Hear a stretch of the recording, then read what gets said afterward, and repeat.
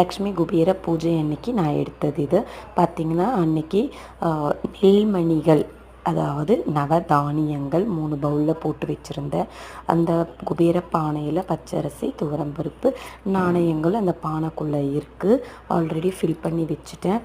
அப்புறம் பார்த்திங்கன்னா அந்த குபேரருக்கான ஒரு குட்டி பானை, அந்த பானையில் ஒரு காயின்ஸ் போட்டு அவர் பக்கத்தில் வச்சுருந்தேன். அதுக்கப்புறம் பணப்பெட்டியில் நான் எப்போவுமே இந்த லக்ஷ்மி பூஜைக்கு நான் எடுத்துக்கிற காயின்ஸை தான் நான் யூஸ் பண்ணிக்கிட்டேன். அதிலிருந்து 9 நாணயங்கள் மட்டும் நான் எடுத்துக்கிட்டேன், 1 ரூபே காயினு.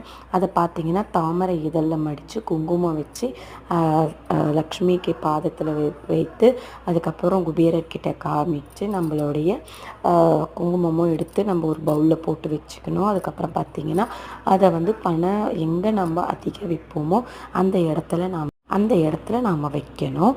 அதுக்கப்புறம் பார்த்திங்கன்னா நம்ம தொழில் பண்ணுற இடத்துல கல்லாப்பெட்டிலையும் வைத்து கொள்ளலாம். இதோட ஃபுல் வீடியோ நான் கீழே டிஸ்கிரிப்ஷனில் இல்லை இந்த வீடியோக்கு மேலே நான் கொடுக்குறேன். மறக்காமல் பாருங்கள் டைம் இருக்கும்போது.